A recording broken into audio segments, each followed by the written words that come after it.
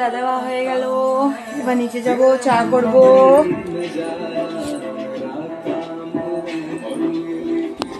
সবাই আরতি নিয়ে নাও।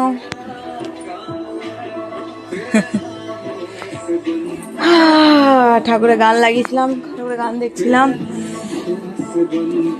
এবার যাই, নিচে যাব।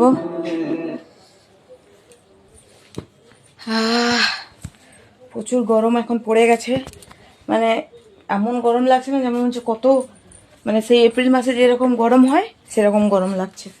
এখনই দুধ দিতে আসবে, যাই নিচে চা করব। আর এই ঘরটা আমাদের এই যে অ্যাসবেস্টরের না, তো প্রচুর গরম লাগে, মানে দিনের বেলায় থাকা যায় না এখানে।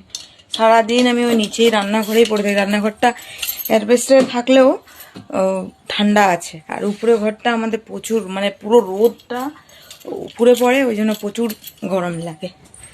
চলো এবার নিচে চলে যাই। আর বাইরে ঠান্ডা ঠান্ডা হাওয়া চলছে, কত সুন্দর। তালা মেরে দিলাম, এবার যাই নিচে।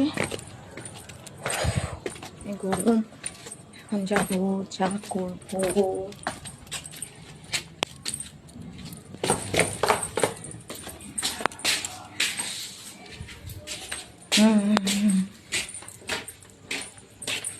আপনারা ভাববেন কেমন ঘর।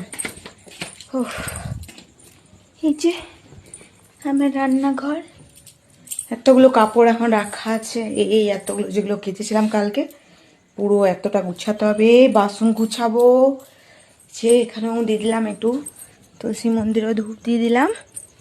আর এটা বেল গাছ আছে, বেল গাছে ধূপ প্রদীপ দিয়ে আর ধূপকাঠি দিলাম।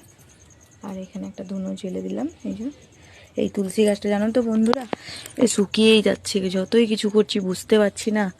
জল দিচ্ছি, হয়তো ভিতরে শিকড়গুলো হয়ে গেছে নাকি শুকিয়ে গেছে। এইটা একটু ভালো আছে, আর পিছনে আছে দুটো, এটা ভালো আছে, জানি না।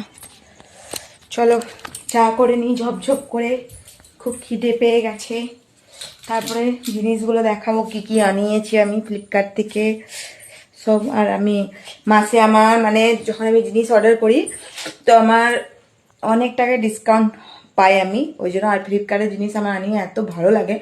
প্রথম কথা যে জিনিসগুলো রেখে দিই, যে 1 বছর থাকার পরও মানে কিছু না পোকা লাগে না, কোনো নোংরা থাকবে, কিচ্ছু থাকে না, এত পরিষ্কার আমার। মানে আমি হয়ে গেল আমার 1.5 বছর থেকে আমি আনাচ্ছি ফ্লিপকার্টে।